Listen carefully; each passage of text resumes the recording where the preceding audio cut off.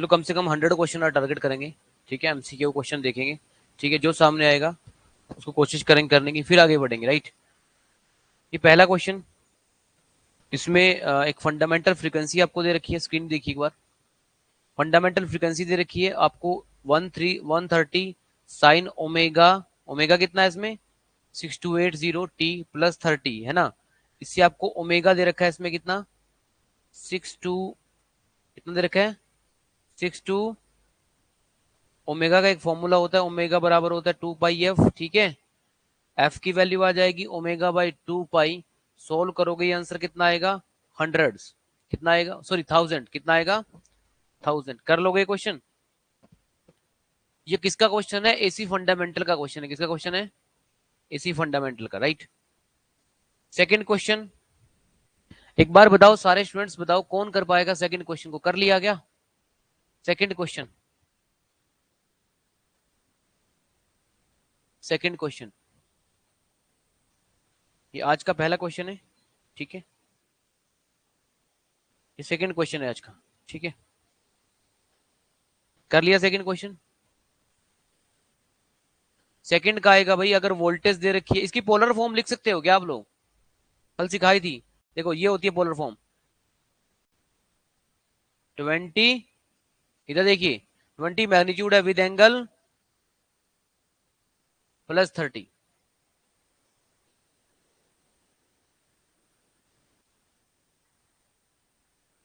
बार press करके छोड़ दीजिए इसको, नहीं वो ऑन,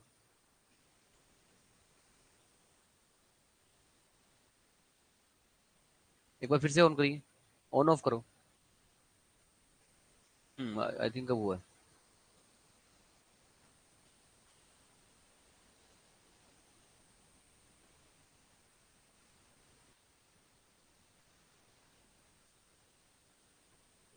लाइट नहीं आ रही ना इसमें।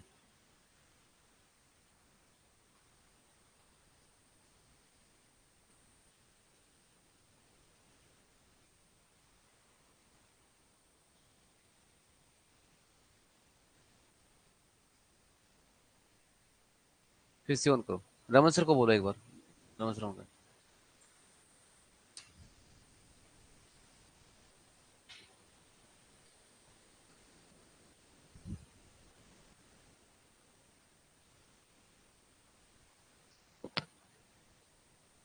जो लाइव है बच्चे वो एक बार कंफर्मेशन दे ऑडियो वीडियो का जल्दी से।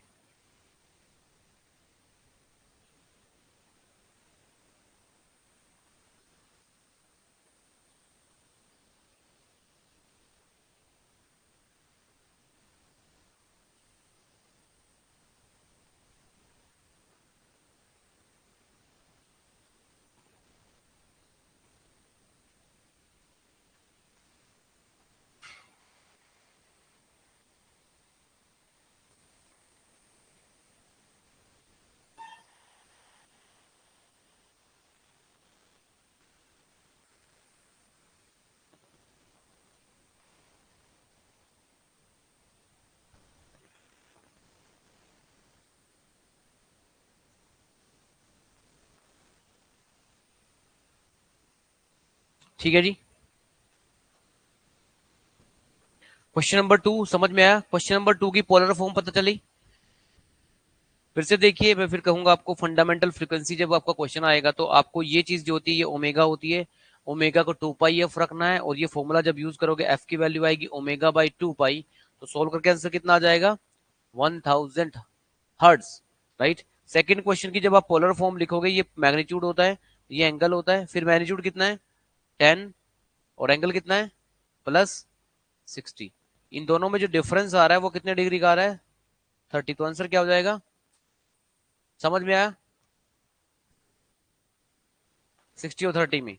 एक चीज याद रखना, यहां पर अगर जो मैंने ये चीज लिखी है, मैंने लास्ट टाइम भी बताई थी कि ये जो चीज होती है ये पीक वैल्यू होती है, क्या होती है, अगर आप चाहो इसको आरएमएस वैल्यू की फॉर्म में लिखना उससे भी फर्क नहीं पड़ेगा, 20/√2 विद एंगल +30, समझ में आया, या फिर 10/√2 विद एंगल +60, उससे फर्क नहीं पड़ता। अब आप कहेंगे क्यों भी क्यों क्यों फर्क नहीं पड़ रहा है, देख लीजिए फिर एक बार कॉन्सेप्ट। ठीक है, इसको देख लीजिए एक बार,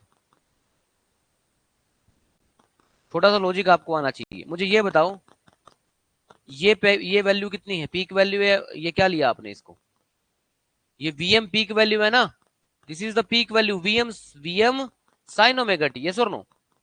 जब आप 20 को कैरी करते हैं, 20 एज इट इज लिख रहे हैं, तो मतलब आप 20 को क्या लिया आपने, पीक वैल्यू वीएम, उसके साथ क्या लिखा, ये एंगल है ना, उसके बाद आपने ये क्या है आपका, ये 10 क्या है बताओ, आईएम, अरे करंट का वेवफॉर्म है ना, तो करंट की मैक्सिमम वैल्यू है 10, तो अब ये आईएम हो गया करंट की मैक्सिमम वैल्यू, और करंट का एंगल कितना है, +60। एक बात मुझे बताओ, वीएम बाई आईएम कितना होगा, वोल्टेज बाई करंट कितना होगा, रेजिस्टेंस होता है, अरे वी बाई आई तो आर होता है, तो आर एम की वैल्यू कितनी आई बताओ, 20/10 से कितना रेजिस्टेंस आया, ठीक है, समझ में आया कि नहीं आया। अच्छा, अगर आप इसको बाई चांस ऐसे ले लेते, Vm/√2 विद एंगल +30, ठीक है, ऊपर वाला, ये और Im Vm की जगह भी वैल्यू लिखो सीधा सीधा, एक सेकेंड बस, कितना ये 20/√2 विद एंगल, ये तो वोल्टेज की वैल्यू हो गई, ठीक है, और करंट की वैल्यू क्या आएगी 10 अरे इसका भी RMS value 10/√2 with angle plus, आप एंगल छोड़ दीजिए, V/I फिर निकालिए, हाँ जी, V कितना है 20/√2, I कितना है 10/√2, √2 से √2 कट गया, फिर से आंसर कितना आ रहा है, आप समझ रहे हो मेरी बात, मैंने क्या कहा आपको, क्लियर किया इस टाइम, इससे फर्क ही नहीं पड़ेगा, रेजिस्टेंस तो उतना ही रहेगा ना सर्किट में, √2 तो डिवाइड हो जाएगा।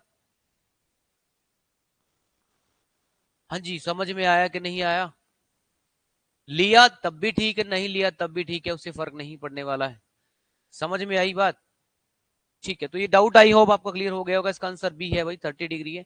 ये बताइए कितने स्टूडेंट्स क्वेश्चन नंबर 3 कर पाएंगे, क्वेश्चन नंबर 3 कर पाएंगे,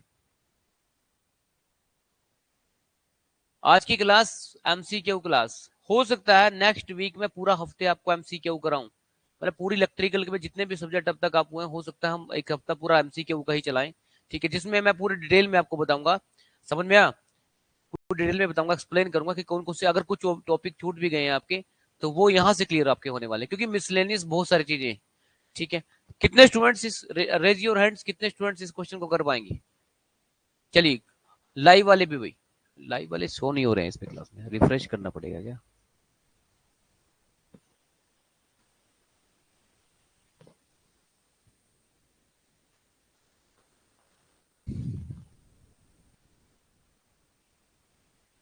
क्वेश्चन नंबर 3, एक एमसीक्यू फाइल मुझे और अपलोड करनी है इसके ऊपर, इसलिए मैं बीच में आपको ब्रेक लूंगा, राइट, मुझे सिस्टम पे एक बार जाना पड़ेगा और उधर से यहाँ अपलोड करनी है वो फाइल, उसके क्वेश्चन भी आपको करने हैं, ठीक है, और वो फाइल मैं आपको ग्रुप में भी सेंड करूंगा, ठीक है, क्या आएगा, क्या फॉर्मूला लगाया, ये फॉर्मूला लगेगा भाई, ठीक है, A/D, अब सी अब capacitance is always equal to A/D, ठीक है, 4 एक बार छोड़ दीजिए, हालांकि ये मशीन में मैंने करवाया हुआ क्वेश्चन,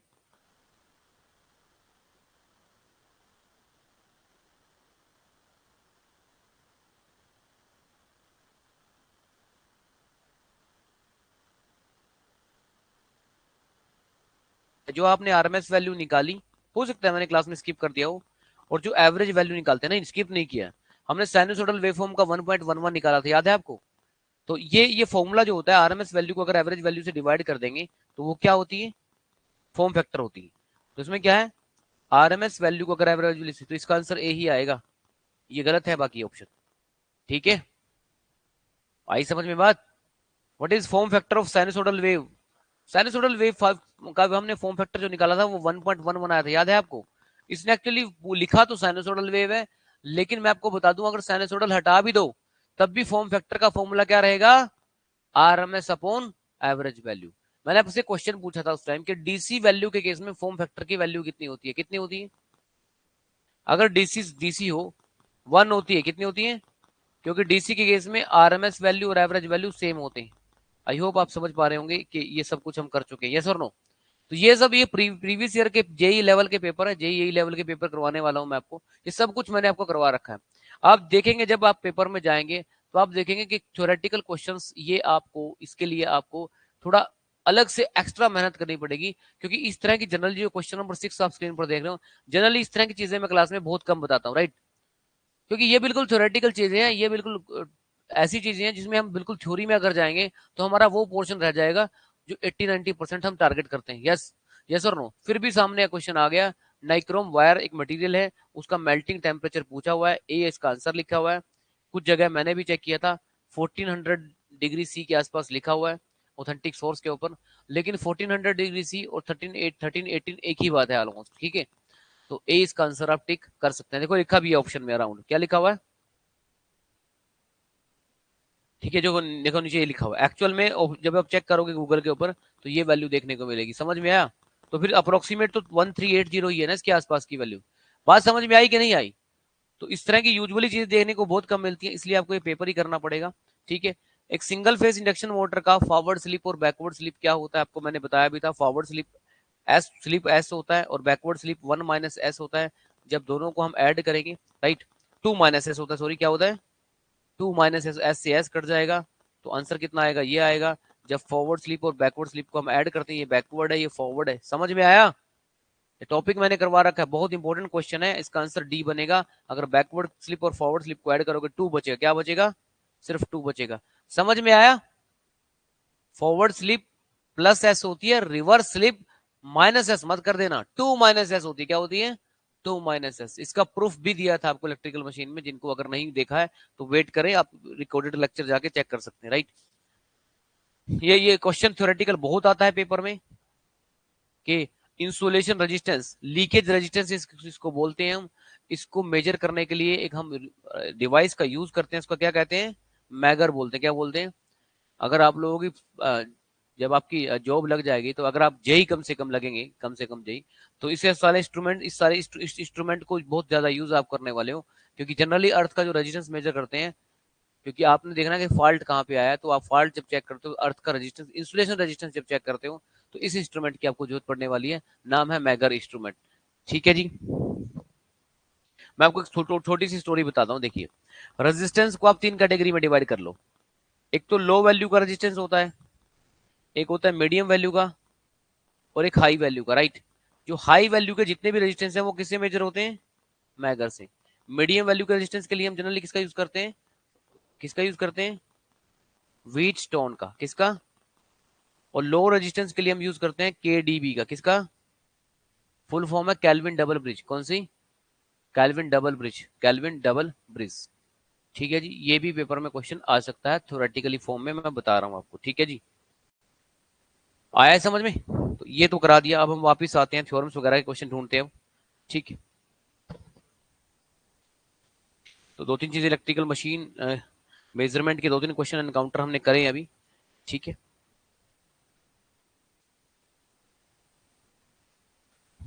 आज हम अब सीधा सीधा नेटवर्क थ्योरम्स या केसीएल केवीएल के क्वेश्चन करने वाले हैं, इसलिए अभी मैं इन चीजों को स्किप करूंगा, ठीक है। देखता हूँ कहाँ पे क्वेश्चन पड़े हैं।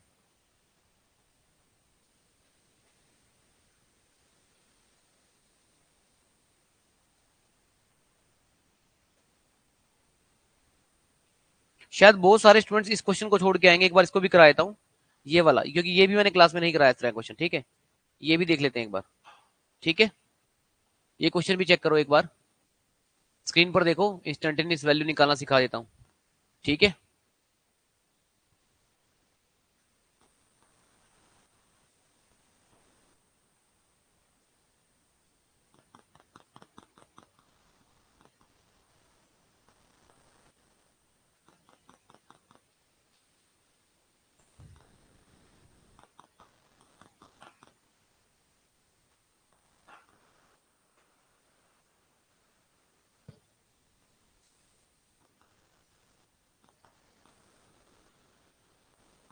हाँ जी बताओ, कितने स्टूडेंट्स कर पाएंगे इस क्वेश्चन को?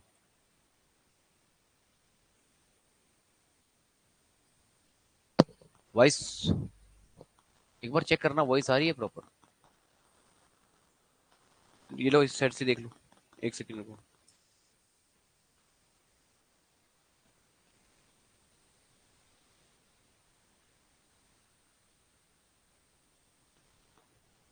चलिए स्टूडेंट्स, अगर वॉइस ठीक है तो करके दिखाइए इस क्वेश्चन को।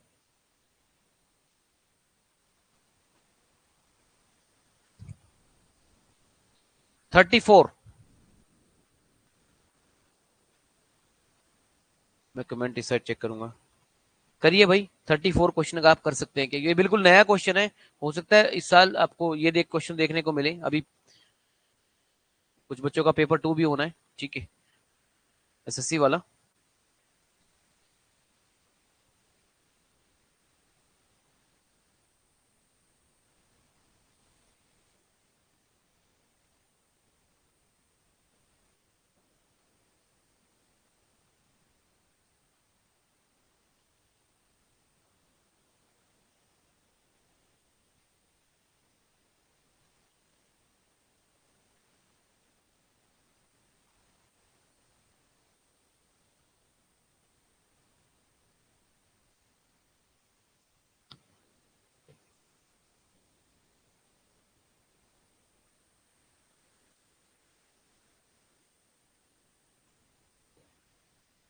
Just wait.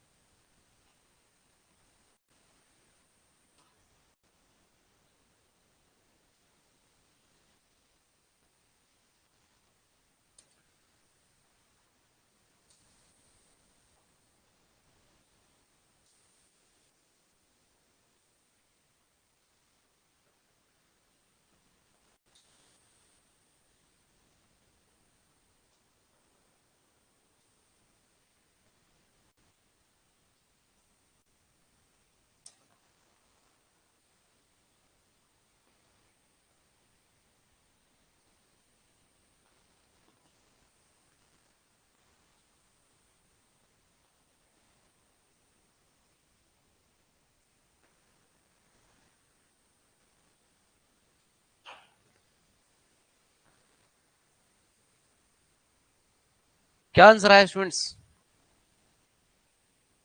कितना आ गया आंसर सबका? 15 वोल्ट। स्क्रीन पर जब आप क्वेश्चन देख रहे हो, इंस्टेंटेनियस वैल्यू निकालने वाला, टी की वैल्यू 1/6 आप निकालेंगे। सो जो आपका टी ये देखा है ना, टी ये वाला टी 1/6, ये वैल्यू कहां पर पुट करनी है आपको? यहां पर, राइट। और जब आप इसको सोल्व करेंगे you will get answer 15 volt 15। तो ये मैं आपको बता रहा हूँ, इस सीजन में ये क्वेश्चन मैंने पहली बार किया इस बैच में, ठीक है, जो मेरे सामने अभी अक्रॉस आया है। प्रीवियस ईयर का क्वेश्चन है, ठीक है। तो बिल्कुल भी इससे पैनिक होने वाली बात नहीं है। और ये 35 वाला क्वेश्चन भी अभी देख लो, 35 वाला क्वेश्चन भी, ठीक है। कई बार मुझे कमेंट में आया क्वेश्चन कि सर इस तरह क्वेश्चन जनरली क्लास में नहीं हुए, क्योंकि क्वेश्चन आता बहुत कम है पेपर में। लेकिन देख लो क्या है इसमें। देखो एक बात मुझे बताओ आप, करंट गेन क्या होता है? करंट गेन का फॉर्मूला मुझे बताओ, कौन बताएगा मुझे करंट गेन का फॉर्मूला? करंट गेन का फॉर्मूला होता है current output divide by current input, बस इतना सा याद रखना, ठीक है। वोल्टेज गेन का फॉर्मूला बताओ क्या होता है? Voltage output divide by voltage input. अब पावर गेन का फॉर्मूला क्या होगा? पावर होती है, देखो सिंपल सी बात है, पावर होती है we output, I output divide by we input और आई इनपुट, यस और नो? तो ये क्या हो गया आपका? P output divide by P input, यही पावर गेन का फॉर्मूला बनेगा, यस और नो? पर मुझे एक बात बताइए, ये तो चलो ठीक है ऐसे, लेकिन ऐसे तो देखिए, ये ऐसे तो ये क्या है? ऐसे क्या है ये? वोल्टेज गेन, ये क्या है? करंट गेन, और ये क्या है? तो आपको क्या निकालना है? पावर गेन निकालना है ना? क्या निकालना है आपको? वोल्टेज गेन दे रखा है, बीटा दे रखा है, पावर गेन क्या होगा? तो करके दिखाओ भाई क्वेश्चन। क्या क्या करोगे इस क्वेश्चन में? इस फॉर्मूले को यूज करके बताओ क्या यूज करोगे, राइट। यही फॉर्मूला कैसे यूज करोगे? मैं आपको फॉर्मूला दे दिया आपको मैंने। ये तो है आपका पावर गेन, क्या है, जिसको आप कई बार कुछ बुक्स में क्या बोलते हो? पीजी बोलते हो, पावर गेन, ठीक है। दूसरा है आपका एवी, क्या है, जिसको कई बुक्स में लिखा हुआ है वीजी, कौन सा गेन है ये? Voltage gain. और ये है एआई, इसको कई बुक्स में लिखा हुआ है किसके नाम से? बीटा के नाम से, जिसको आप करंट गेन बोलते हो। क्या बोलते हो? Current gain. तो एक्चुअल अब आपके पास वोल्टेज गेन पड़ा है, करंट गेन पड़ा है और आपको पावर गेन बताना है। ठीक है, कोशिश करो, फिर क्या आंसर आएगा बताओ, कितना आएगा। तो आई होप आपको पता चल गया होगा। तो अब देखो, सिंपल एक मल्टीप्लाई करने की वजह से आपको बस करना मल्टीप्लाई था, एक फॉर्मूले ना पता होने की वजह से आपने क्वेश्चन छोड़ दिया। यस और नो, बात समझ में आई कि नहीं आई। बस फॉर्मूला तो पता अगर होता तो कोई भी बच्चा इस क्वेश्चन को कर सकता है। तो आई होप आपको समझ में आ गया होगा कि जो पावर गेन होता है वो करंट गेन इनटू। तो ये जो क्वेश्चन नंबर 35 है, इसमें बताओ कितने बच्चों को दिक्कत है। सबका आ गया 14,000। 36 छोड़ दो, 36 छोड़ दो, 36 छोड़ो।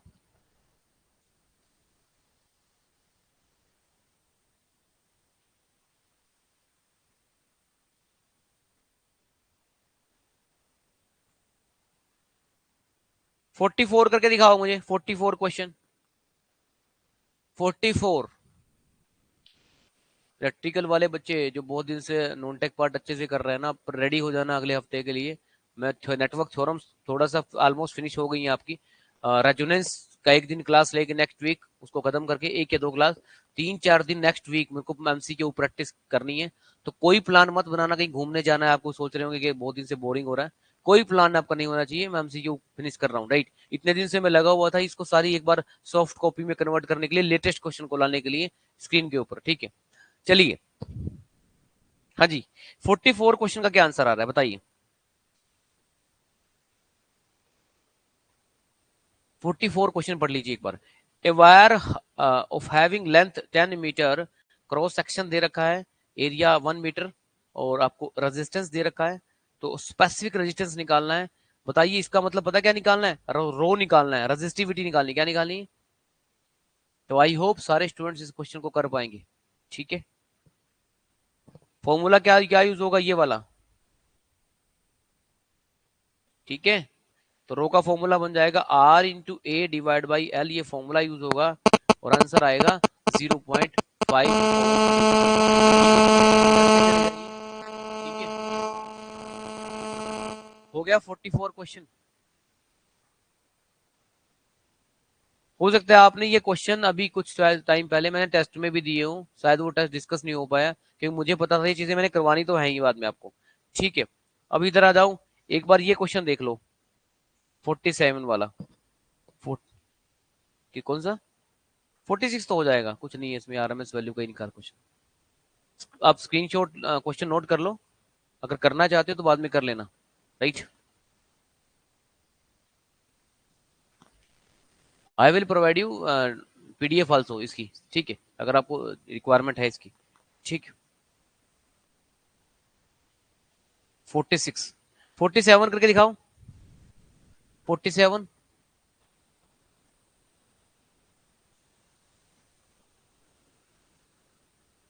और फिर 52।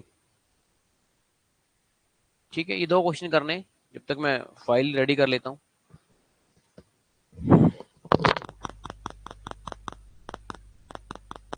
बताया था एनर्जी क्या होती है, पावर इनटू टाइम होती है। आई होप आप समझ रहे हैं। तो यहाँ पर ये भी निकल जाएगा जाउल पर सेकंड। तो जब सेकंड को नीचे लेके आओगे, यहाँ पर बन जाएगा E by T equal to P. तो पावर की यूनिट बन जाएगी जाउल पर सेकंड। कर लोगे। ये छोटे छोटे ऑब्जेक्टिव क्वेश्चन है जो जनरल एग्जाम में रिपीट आते रहते हैं। ठीक है, तो इस क्वेश्चन में एज सच जैसे एक फॉर्मूला और है, फॉर्मूला बेस्ड क्वेश्चन है 57। इंडक्टेंस के अंदर एनर्जी निकालनी है। इंडक्टेंस कौन सी एनर्जी स्टोर करता है अपने अंदर, मैग्नेटिक फील्ड एनर्जी। तो फॉर्मूला लगा देना 1/2 LI स्क्वायर, और यूनिट बनेगी जाउल। क्या बनेगी, क्योंकि energy always measured in joule. ठीक है, एल दे रखा है इसमें, कितना एल है, 40 मिली एम्पियर, और 20 एम्पियर करंट है। फॉर्मूले में रख देना, you will get 8 joule answer. कर लोगे। फिर भी 1% भी डाउट आए तो मुझसे पूछ सकते हो आप। ठीक है, ये 58 क्वेश्चन बहुत बार आता है एग्जाम में। ठीक है, इसका यूनिट बनेगा D, weber plus ATI, weber पर एटीए। किसका यूनिट पूछा है, परमियंस। परमियंस क्या होती है, रिलक्टेंस का अपोजिट। समझ में आया। आपने रिलक्टेंस का यूनिट निकाल लेना है। रिलक्टेंस का अपोजिट जो यूनिट बनेगा वो किसका बनेगा, परमियंस। परमे मीन्स अपने वर्ड सुना होगा, परमेबिलिटी। परमेबिलिटी ही परमियंस होती है, ठीक है, कर लोगे। 64 क्वेश्चन, ये 64 क्वेश्चन कितने लोग ट्राई कर लेंगे? 64 क्वेश्चन नोट कर लो, नोट कर लो। अगर नहीं हुआ तो मुझे मंडे, नेक्स्ट मंडे बता देना कि सर ये क्वेश्चन मैंने ट्राई किया था कि हमसे हुआ नहीं। नोट कर लो, क्योंकि ये सारे प्रीवियस ईयर क्वेश्चन है, ये आपको करने ही पड़ेंगे, ठीक है। वर्कबुक का पहला चैप्टर बेस बनाने के लिए होता है। अगर वो बेस आपका बन गया तो आप लेटेस्ट क्वेश्चन कर सकते हो 3-4 साल के, ठीक है, जो मैं आपको करवा रहा हूँ। क्वेश्चन नंबर नोट कर लो 64। अगर आपको लग रहा है कि अभी भी आप कर सकते हो और कोई डाउट है आपको, किसी ने ट्राई किया है, तो मुझसे पूछ सकता है कि 64 क्वेश्चन को कैसे करना है। आंसर इसका आएगा बी, ठीक है। कर लो, नोट कर लिया। ट्राई कर रहा है भाई, और ये आपकी रिस्पॉन्सिबिलिटी है कि आपने पूछना है मुझसे क्लास के बाद, ठीक है, या क्लास के अंदर, ठीक है। मेरा ये रहेगा कि मैं हो सकता है नेक्स्ट टॉपिक शुरू कर दूं। पूछना है तो आप क्लास के बाद पूछ सकते हैं, ठीक है। अब रजिस्टिविटी का यूनिट क्या है ये मुझे सच बताने की जरूरत नहीं है। स्टूडेंट ये देखिए, ऑलमोस्ट एक पेपर फिनिश हो गया। क्या हो गया? एक पेपर ऑलमोस्ट फिनिश हो गया, जिसमें 3-4 सब्जेक्ट हमने उठाए, मेजरमेंट मशीन के कुछ क्वेश्चन, ठीक है। अभी एक क्वेश्चन और नजर आ रहा है मुझे, 68। बताइए 68 क्वेश्चन का क्या आंसर होगा?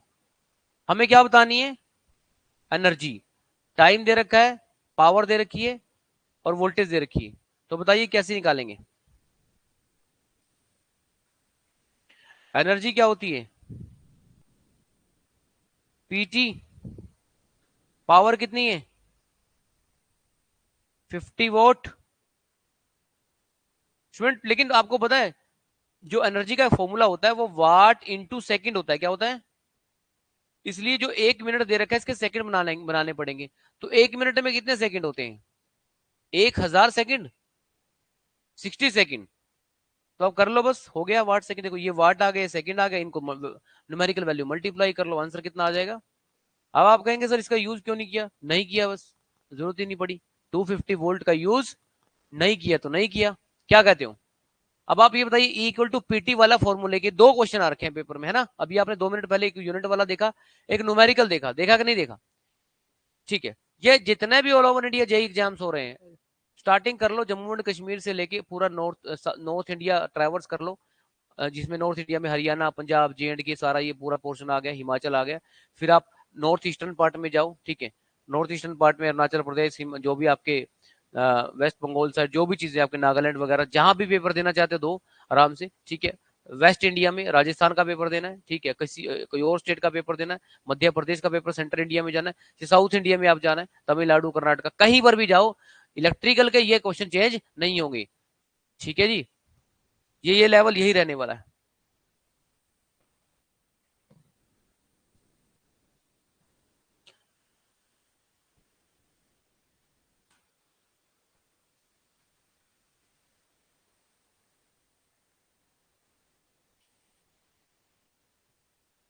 एक बार कमेंट चेक कर लेता हूँ।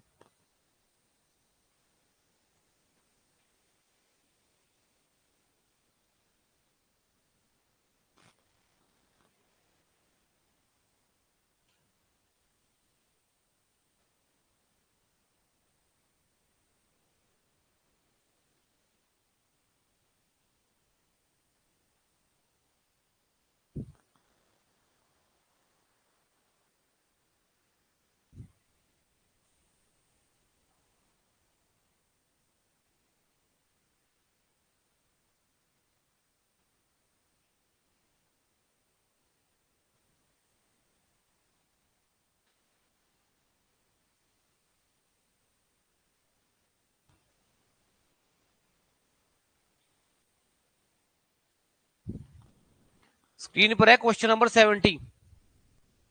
क्वेश्चन नंबर 70 ये भी दिखा दो करके, क्योंकि मैग्नेटिक सर्किट एक्चुअल में जो आपका जब जेई एई का सिलेबस है, इसको 4 पार्ट में डिवाइड आप कर सकते हो। Basic circuits, AC fundamental. Basic circuits में आपके सिंपल रेजिस्टेंस के बारे में, इंडक्टेंस, कैपेसिटेंस के बारे में, कनेक्शंस, पावर, एनर्जी, सब कुछ मैंने आपको बताया। समझ में आया? उसके बाद एसी फंडामेंटल जो चल रहे हैं आपके, उसके बाद तीसरा पार्ट है मैग्नेटिक सर्किट। कौन सा है? मैग्नेटिक सर्किट, ये वहां से क्वेश्चन आ रखा है। फोर्थ पार्ट है इसका सर्किट लॉ एंड थ्योरम्स, वो भी आपका डिस्कस हो चुका है, समझ में आया? तो ये सब चीजें हैं भाई सर्किट थ्योरी के 4 चैप्टर में, राइट। तो ये मैग्नेटिक सर्किट से क्वेश्चन है, कैलकुलेट द एमएमएफ। तो करिए स्टार्ट। Calculate the MMF generated in a coil carrying a current of 20 milli ampere, given number of turn is 1000, length of the wire is 20 mm, you have to find out the thickness. अच्छा thickness तो दे ही रखी है, हमें तो MMF निकालनी है। क्या निकालनी है स्टूडेंट? बड़ा ही सिंपल सी बात है। एमएमएफ की क्या यूनिट होती है? एमएमएफ होती है number of turn multiply by current. MMF क्या होती है? तो आपको इस क्वेश्चन में नंबर ऑफ टर्न कितना दे रखा है? 1000 और करंट कितना दे रखा है? 20। लेकिन 20 के साथ कुछ है क्या? मिली। मिली कितना होता है? ये आपस में कैंसिल हो जाएंगे। 10⁻³ का मतलब क्या होता है? 1/1000। तो क्या बचा? क्या बचा? 20 बचा। एक सेकेंड, क्या बचा? 20 80। क्या बचा? 20 80। तो क्या दिक्कत है? अब आप बाकी चीजें यूज नहीं की तो नहीं की। ऐसे तो पिछले वाले क्वेश्चन में भी था, वो 250 वोल्ट हमने यूज नहीं किया था इक्वल टू पीटी वाले फॉर्मूले में, यस और नो? तो सिर्फ आपको पैनिक करने के लिए एक्स्ट्रा डाटा दिया जाता है, समझिए आप इस बात को। अदरवाइज जो बताया गया उससे बाहर कुछ भी नहीं है, ठीक है। तो एक कंप्लीट पेपर मैंने डिस्कस कर दिया, ठीक है, जिसमें ऑलमोस्ट अच्छे खासे क्वेश्चन हमने सोल्व कर दिए। इसका आंसर 20 ऑप्शन में है। 20, यस ये है 20 80। तो ना तो हमने लेंथ ऑफ वायर यूज किया ना thickness of the wire, dimension से कोई मतलब नहीं है। सिर्फ यूज किया formula M M F equal to N into I, और एन आई का यूनिट क्या बनेगा? AT. A for ampere current के लिए, और एन किस में मेजर होते हैं? टर्न में। तो 80। बताइए सबका आ गया आंसर?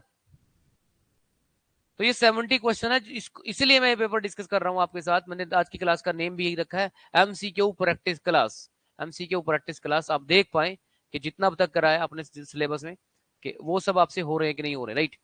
तो जिस भी तरीके से इसने ये सॉल्व किया है,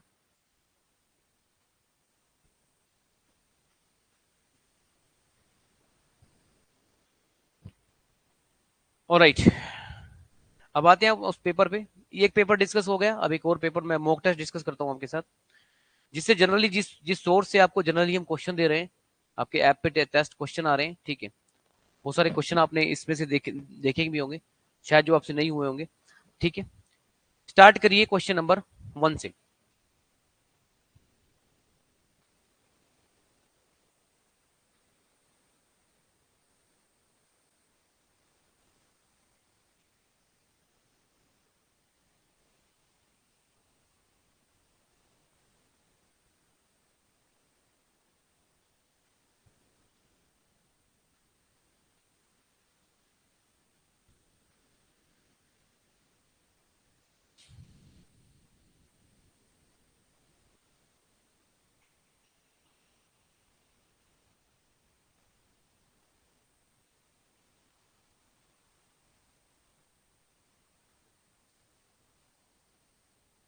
हाँ जी, क्वेश्चन नंबर 1।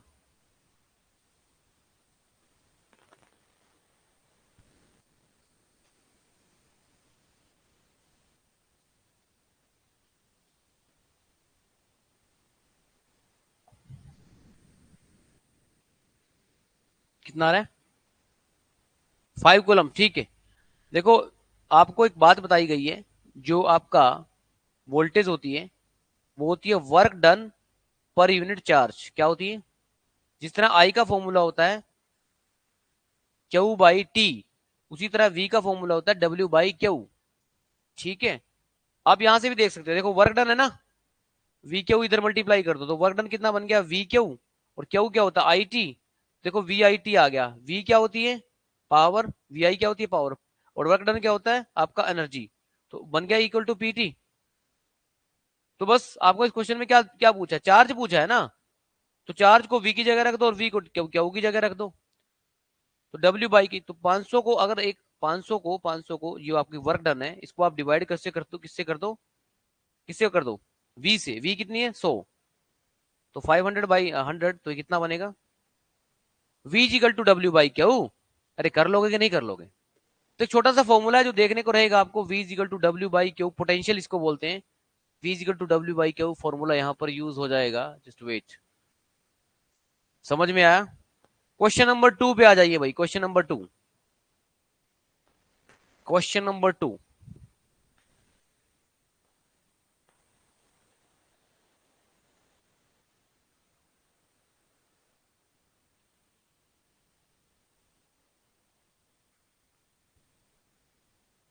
एक सेकंड रुकिए।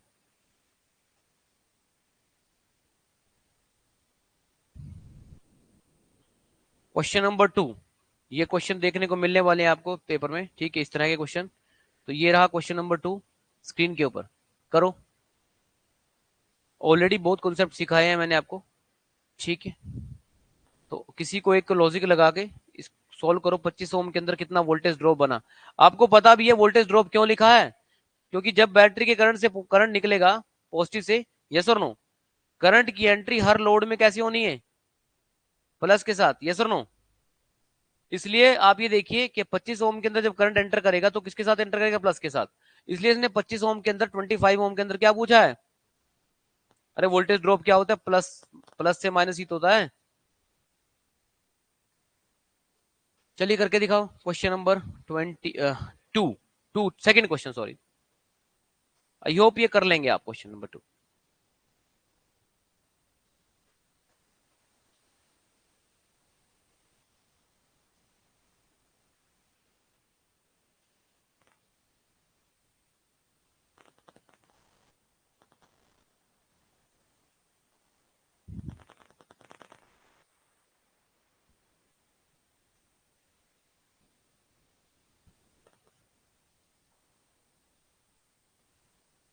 आंसर मैं आपको बता देता हूँ। इसका डी आंसर बन रहा है भाई, ठीक है। नोट कर लो क्वेश्चन को और इसका आंसर नोट कर लो। मैं हालांकि ये पीडीएफ आपको सेंड करूंगा ग्रुप के अंदर, ठीक है।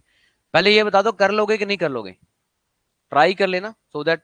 ये थर्ड क्वेश्चन, मैं एक और बात बता दूं, ये थर्ड क्वेश्चन जितने भी जेई लेवल वाले बच्चे हैं इस बैच में, इनको एक सब्जेक्ट करना होगा अलग से जिसको कंट्रोल सिस्टम कहते हैं। एक आध क्वेश्चन आना है, अगर नहीं भी करोगे तो कोई इशू नहीं है। कंट्रोल सिस्टम ये बीटेक का सब्जेक्ट है, इसमें कंट्रोल सिस्टम से क्वेश्चन आया हुआ, right, over damped under damped, right. तो इसको अभी करने की जरूरत नहीं, ठीक है। 5,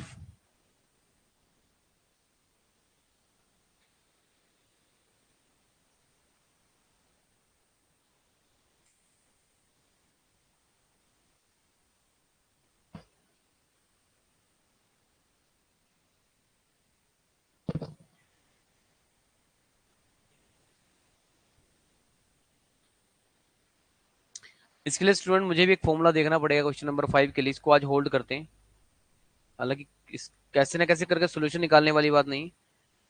5 को होल्ड करिए, मंडे मैं कराऊंगा इस क्वेश्चन को, ठीक है। दिमाग में फॉर्मूला नहीं आ रहा है। 6 पे आ जाइए अब।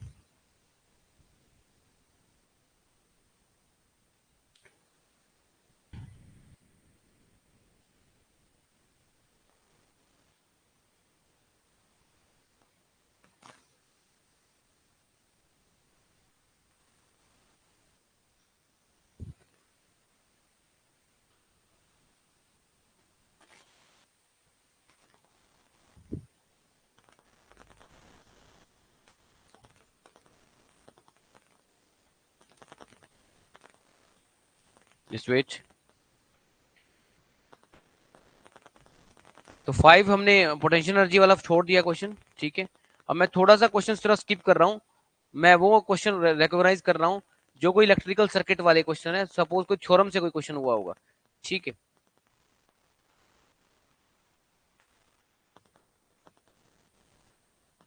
हाँ जी, दिख रहा है मुझे क्वेश्चन, नजर आया? ऐसा होना चाहिए। देखो, जब तक आपने तैयारी नहीं की थी तो हम बच्चे जनरली बोलते हैं कि सर्किट हमें दिखना नहीं चाहिए, ठीक है। सर्किट से भाग रहे होते हो आप, सर्किट वाले क्वेश्चन से, लेकिन अब आप उसके पीछे लग जाओ, ठीक है। अब आपने करना है सर्किट का क्वेश्चन, ठीक है।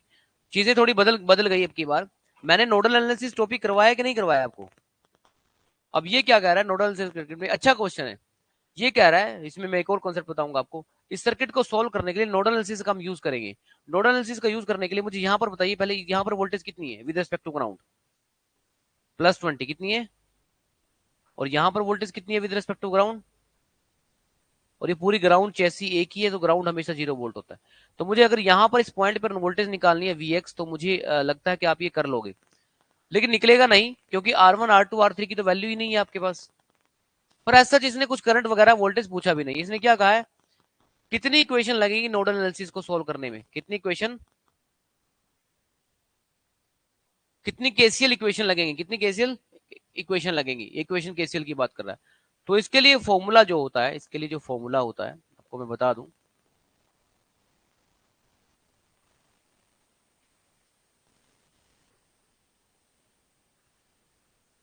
हाँ जी, n-1 क्या फॉर्मूला होता है, n-1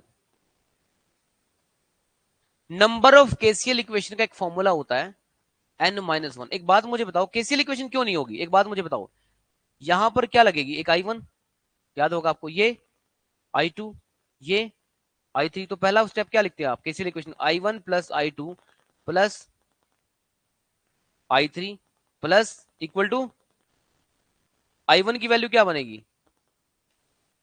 I1 I1 की वैल्यू क्या बनेगी, I1 की वैल्यू क्या बनेगी, जस्ट वेट, प्रोफाइल हैवी हो गई।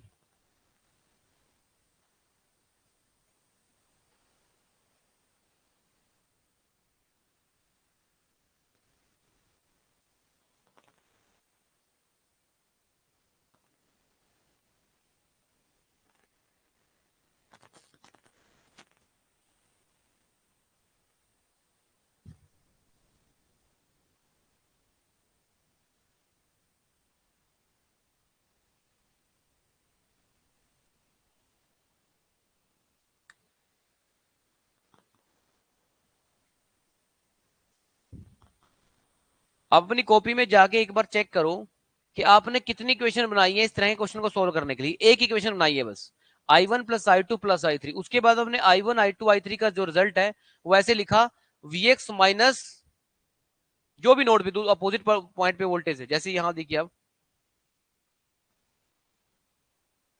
हाँ जी, I1 की क्या वैल्यू लिखी थी आपने यहाँ पे, Vx माइनस 20 बाई R1। फिर I2 क्या लिखा, Vx बाई R3। फिर I3 क्या लिखा, अगर ये I2 है और ये I3 है, तो I3 की वैल्यू क्या लिखी, Vx minus 40 by R2 equal to 0। आप ये बताइए, इसी इक्वेशन को सोल्व करके जब इसका एलसीएम लेते थे तो डायरेक्ट किसका आंसर आता था, Vx का। मतलब एक इक्वेशन में सोल्व हुआ है, एक इक्वेशन में, एक इक्वेशन में सोल्व हुआ है, इसलिए इसका आंसर, ये जो एक नोड है, दो नोड, इसको बोलते हैं जंक्शन। क्या होता है, जंक्शन किसको कहते हैं, जहां दो से ज्यादा सर्किट एलिमेंट कनेक्ट होते हैं। यहां पर देखिए, एक ये एलिमेंट कनेक्ट हो रहा है, एक ये, और एक, तीन सर्किट एलिमेंट कनेक्ट हो रहे हैं, यहाँ पर जंक्शन है। यहाँ पर इस पॉइंट पे एक ये सर्किट एलिमेंट आ रहा है, एक ऊपर वाला ये आ रहा है, और एक इधर से ये सर्किट एलिमेंट आ रहा है वोल्टेज सोर्स वाला, तो ये भी जंक्शन है। जंक्शन को प्रिंसिपल नोड भी कहते हैं। तो प्रिंसिपल नोड इसमें तीन हुई, सॉरी दो हुई, कितनी हुई, अरे दो ही तो है, एक Vx नोड वाली, एक ग्राउंड वाली, बस 2 - 1 कितना आंसर आया, तो आंसर कितना आएगा, 1 इक्वेशन, कितना आएगा। तो एक नोट बना लो अलग से,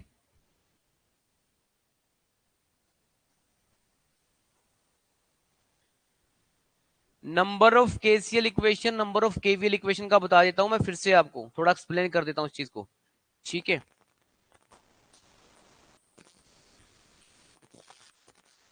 ध्यान से देखो एक बार, पहले फॉर्मूला लिखो, नंबर ऑफ केसीएल इक्वेशन का फॉर्मूला तो है n-1 है, कितना है। और अगर कभी क्वेश्चन पूछ ले नंबर ऑफ केवीएल इक्वेशन का, तो उसके लिए फॉर्मूला है b-n+1, उसके लिए फॉर्मूला है b-n+1।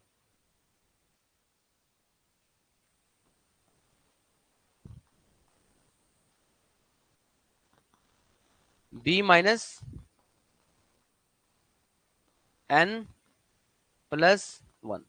बी क्या है यहाँ पर, ब्रांच, एन क्या है, नोड, +1। कुछ बुक्स में ऐसे भी लिखा हुआ है B minus of n-1। Solution देखो, दोनों का एक ही बनेगा, यस और नो, एक ही बात है।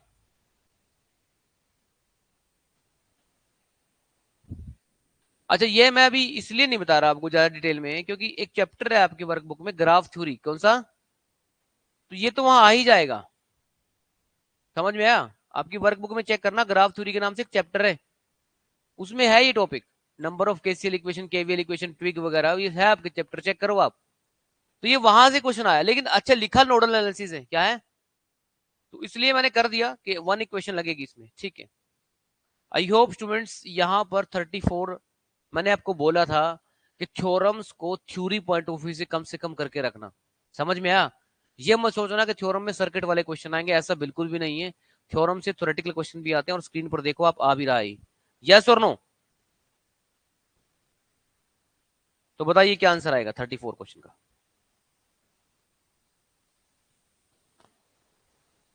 34 क्वेश्चन का क्या आंसर था? Thevenin theorem is equivalent to a circuit.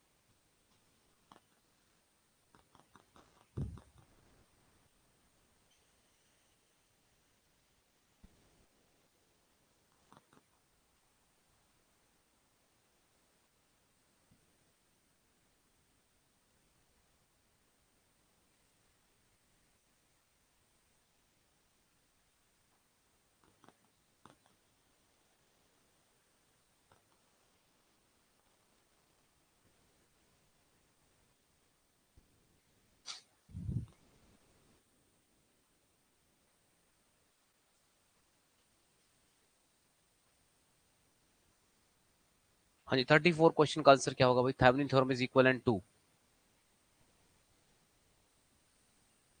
Voltage या करंट सोर्स? वोल्टेज सोर्स क्या? वोल्टेज सोर्स के साथ रेजिस्टेंस सीरीज में आता है। अगर एक नॉर्टन लिखा होता तो यहाँ पर करंट आता, क्या आता? तो आई होप 34 का आप आंसर लिख पाओ। सी आंसर लिखना, क्या लिखना है?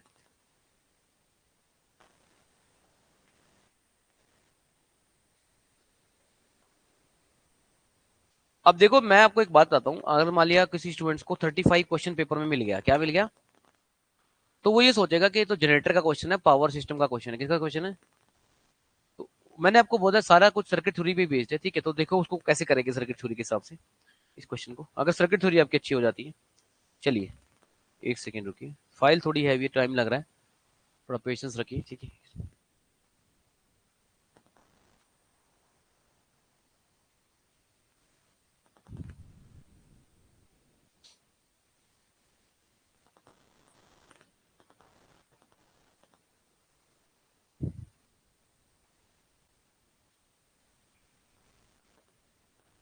34, 34, 35 सॉरी। कोई जनरेटर है उसमें, क्या हो रहा है?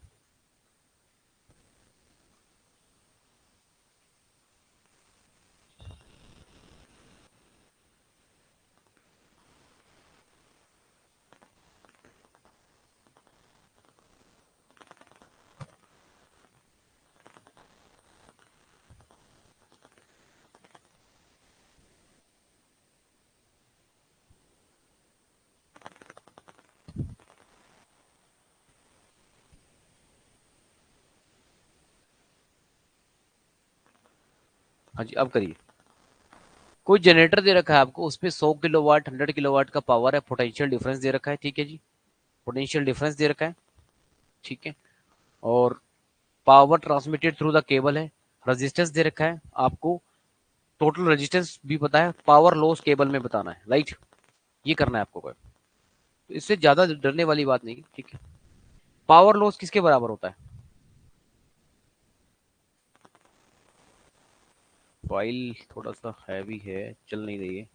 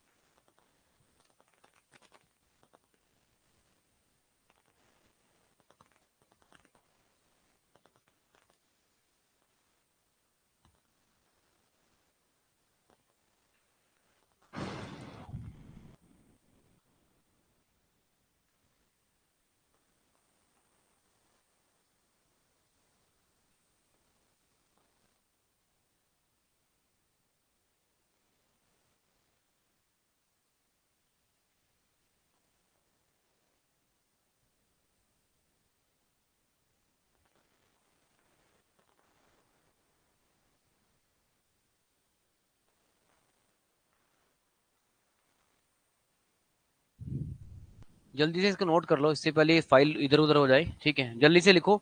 पावर दे रखी है 100 किलोवाट, फिर मैं अलग से फाइल पे खोल के समझा देता हूँ आपको इसको। ठीक है, पावर कितनी दे रखी है? 100 kilowatt. Voltage potential difference voltage होती है 10 किलोवाट का, वो दे रखा है। Power transmitted through the cable आपने खुद निकालना है। रेजिस्टेंस दे रखा है 5 ओम। अच्छा एक बात मुझे बताओ, पावर लॉस क्या होता है? I square are. आर तो आपके पास है ही, आई कहां से आएगा? पी बाई वी से करने आ जाएगा। पावर क्या होती है? वी आई। अरे पावर कितनी है इस क्वेश्चन में? 100 किलोवाट। और वोल्टेज कितनी है? 10 किलो वोल्ट। तो आई कितना आ जाएगा यहाँ से? आप 100 किलोवाट को 10 के से के कट जाएगा, 10 केवी से डिवाइड कर दो, तो कितनी आई आ जाएगी? 10 एम्पियर। अरे कितना आ जाएगा? 100/10 कर दो, के से तो के कट जाएगा, किलोवाट का के और किलो वोल्ट का के। किलो कितना होता है भाई? 100 किलोवाट का मतलब है 100 × 1000 वाट, यस और नो। और 10 केवी का मतलब है 10 × 1000। तो जब आप पी बाई वी करोगे ना, तो किलो का के और किलो वोल्ट जो वोल्टेज है वो के कट जाएगा, 1000 से 1000 कट जाएगा। तो करंट कितना है? 10। अब पावर लॉस क्या होगा? Square R. तो 10 का स्क्वायर इंटू आर कर दो, तो 10 का स्क्वायर 100 होता है, 100 × 5 500। तो कितना आंसर आया? बी। क्या कहते हो? समझ में आया कि नहीं आया? तो हम जनरली ये सोच कर चल रहे होते हैं पेपर में कि ये तो पावर सिस्टम का क्वेश्चन आ गया, ये कुछ नहीं है, सर्किट थ्योरी का क्वेश्चन है। आया समझ में? बी आंसर आएगा भाई इसका, power loss is B. 42 question, 42 और 43। ठीक है, और 44, 3 क्वेश्चन करने हैं अब हमने क्लास में। ये सब मैंने करवा रखे हैं। ये मैं उम्मीद कर ही रहा था कि क्लास में से थोड़ा अलग पेपर आए, और वही हुआ। ये क्वेश्चन मैं उस दिन भी सोच रहा था ये कराऊं, मैं आपको बताऊं। एवरेज वैल्यू पूछिए एसी करंट की। हमें तो एवरेज वैल्यू ये पता है कि एसी करंट की कितनी होती है? 0 होती है।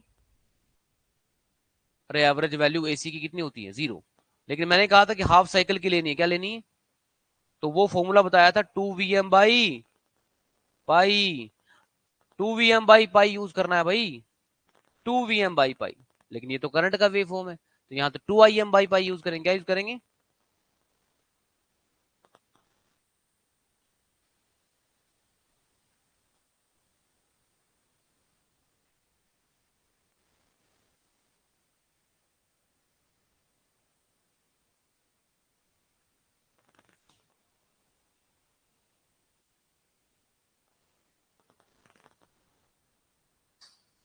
तो बताओ क्या होगा फॉर्मूला? 2 Im/पाई। क्योंकि तो वोल्ट किसका वेव फॉर्म है? अरे करंट का है ना ये तो। वोल्टेज है तो वोल्टेज लिखेंगे, करंट है तो करंट लिखेंगे, यही फॉर्मूला लिखोगे ना। अब हम, नहीं ये तो वोल्टेज का ही है, वोल्टेज का ही है, फिर तो क्या दिक्कत है? मैं करंट सोच रहा था। तो फिर 2 Vm/पाई लिख दो। अब हमारे आंसर कैसे मैच करेंगे इससे? 2/पाई को सोल्व कर लो आप। 2/पाई को जब आप सोल्व करके रखोगे पेपर में, 2/3.14 करोगे, तो आपको इसमें से एक आंसर मिल जाएगा, और वो डी होगा। क्या होगा? क्योंकि वीएम का तो वीएम आ ही जाएगा अलग से। 2 कैलकुलेटर में करके देख लो, मोबाइल में कैलकुलेटर आपके होगा शायद। ठीक है, यूट्यूब वगैरह तो सब कुछ है, इंस्टाग्राम भी, लेकिन कैलकुलेटर भी। तो 2/पाई करोगे ना सोल्व, तो ये 0.6 समथिंग आएगा। ठीक है, देख लेना एक बार, इसका डी आंसर बनेगा। ठीक है,